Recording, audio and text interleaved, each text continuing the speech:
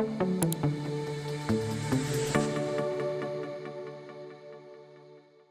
everyone, I'm Illena Armstrong and welcome to another installment of our SC in Focus.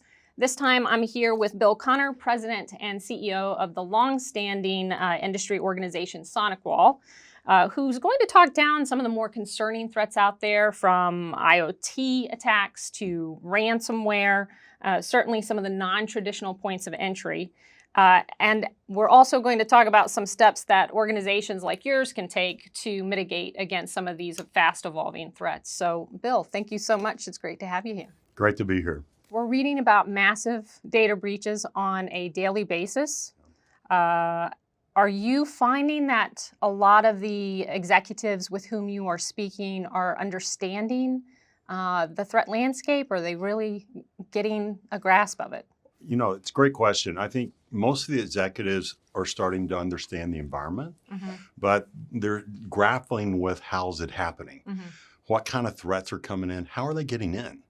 And, you know, that's one of the reasons we did this cyber threat report, so we can talk about, because every geographic's different. I mean, worldwide threats were up, malware was up 22% last year. But if you come to the US, it's up 60-something%.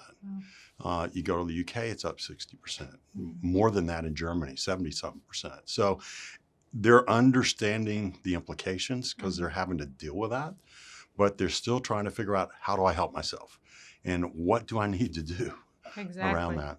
So when you're talking to customers, potential clients, what are they voicing perhaps as their most palpable pain points? Are they worried about the threat landscape? What about, you know, I don't know, some of the technology sprawl or the cybersecurity mandates? Well, I think every executive would kind of like it to be like a year 2000.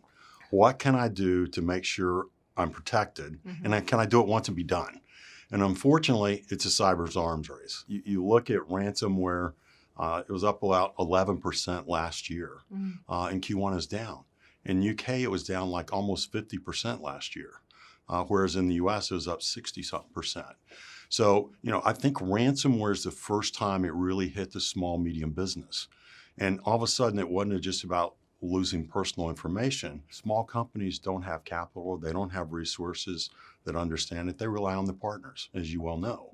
The problem is they go out of business if they get hit. Average cost is about $2.5 million. So you talk about your annual cyber threat report.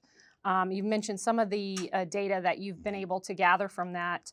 Can you talk a little bit more about some of the findings that surprised you? Yeah, really, really important insights this year.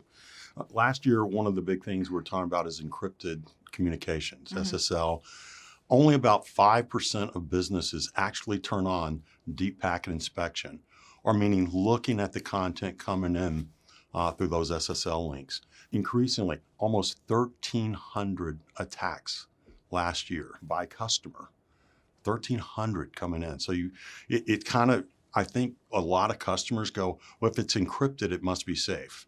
If it's encrypted, increasingly now with Let's Encrypt and, you know, only 5% of the business, the guys on the dark web are going, that's my easy way in. So you've got to look at that. One of the most interesting findings this year, though, was non-standard ports. So most people understand port 80, port 443 are standard ports for the internet. Increasingly, people are using non-standard port because the internet traffic's so much. I've only had one person who's in the UK government that got this, but most customers, you go, how much do you cover? Do you protect those non-standard ports just like we talked about for encrypted ones? Oh, no, there's not malware on it. 19% we saw last year. So 1 in 5 malwares are coming through that non-standard port. So, you know, big advice to the client base, look at encrypted traffic and cover the non-standard ports and look at those.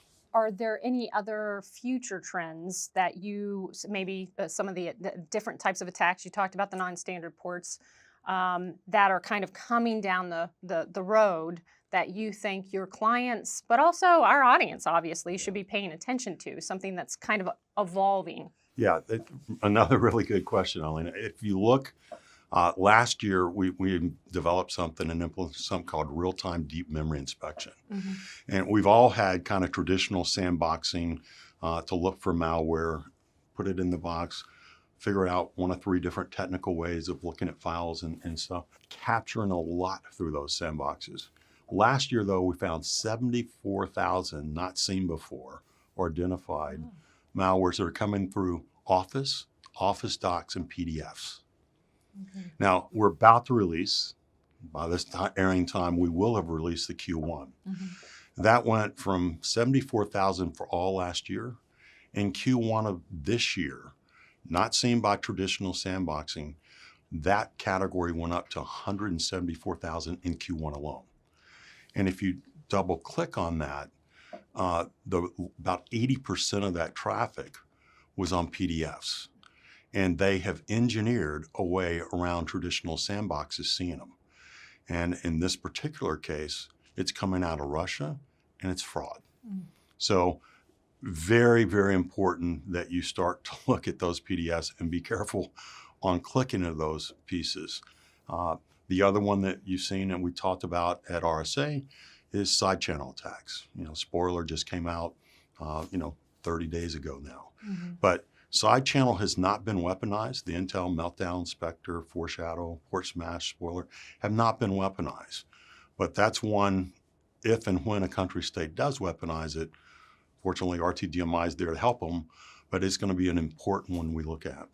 2019 right now, 2020, you get into an election year, it's probably going to get crazy. Well, especially, in politics always affects email, right? Yeah. No matter which party, no matter what country. Absolutely. Whether it's Brexit or whether it's our own elections. And that's why I think it's very interesting when you look at the PDF fraud attacks today. Well, who's to say that's fraud today? They've got a new weaponization technique. Absolutely. It can be used for anything, as you know.